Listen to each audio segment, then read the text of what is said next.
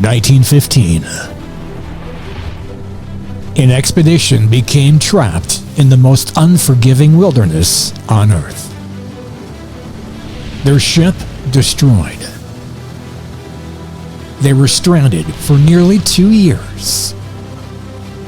Several survivors claimed they weren't alone. Yet every man survived.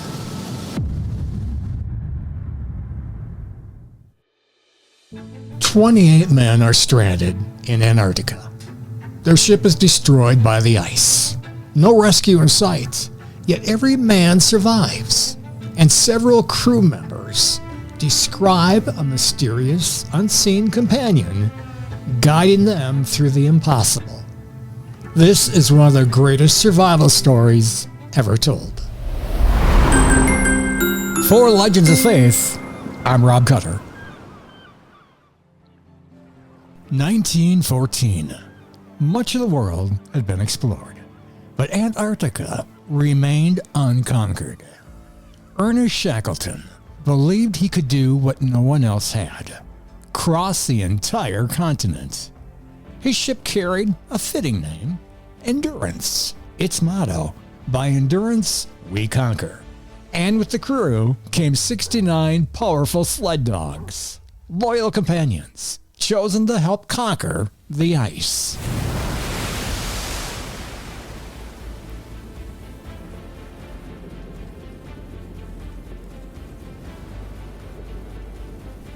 January 1915. The sea ice closed around Endurance. At first, no panic. They assumed it would release them. It never did.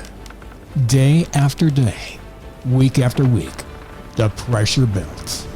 The ice squeezed from every side. Then came the sounds, like the ship was being chewed apart. October 1915. Endurance was dying. Shackleton gave the order: abandon ship. Their dreams ended, but their fight for survival had just begun.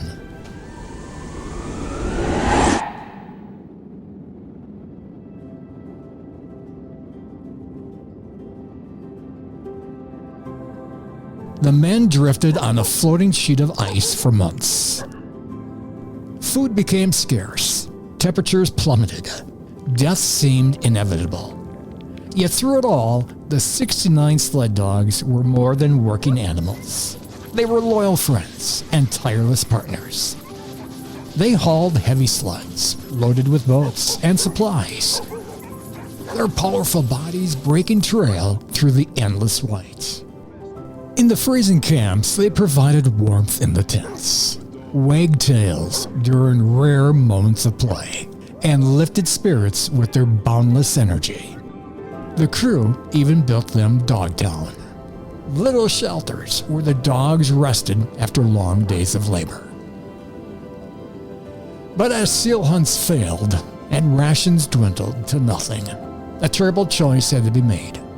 The dogs were consuming precious food the men desperately needed. With heavy hearts, Shackleton ordered most of the teams be destroyed. He later wrote, "The worst job we had throughout the expedition.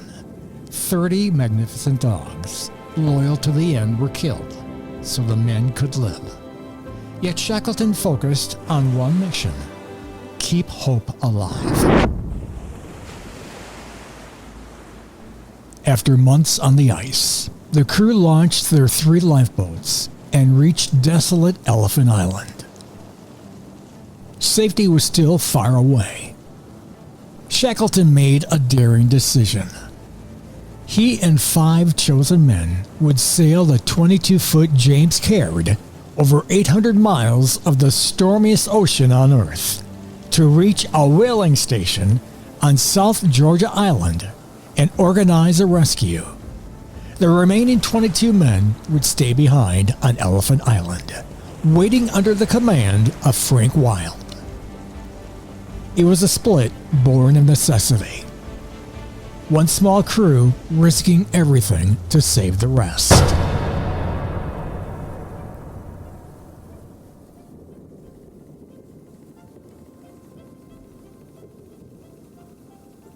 most survival stories would end here.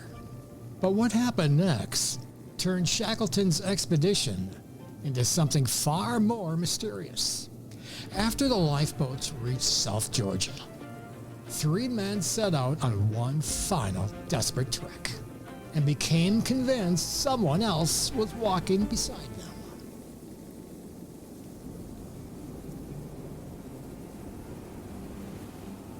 The 6 men in the James Caird endured a miraculous 17-day voyage and landed on the wrong side of South Georgia. 3 of them, Shackleton, navigator Frank Worsley, and Tom Crean, then set out on foot across the island's unmapped mountainous range to reach the whaling station. The other 3 stayed behind, too exhausted for the trek. No maps, no trails, no sleep, no margin for error. Then something extraordinary happened. Shackleton later wrote, "It seemed to me often that there were 4 and not 3. Worsley and Crean felt the same thing. An unseen companion, a silent presence walking right beside them." Shackleton reached the whaling station, then mounted multiple rescue attempts. After several failures, he finally returned to Elephant Island, on board the Chilean ship Yelcho. The impossible became reality. Every one of the 28 men survived. Not one life was lost.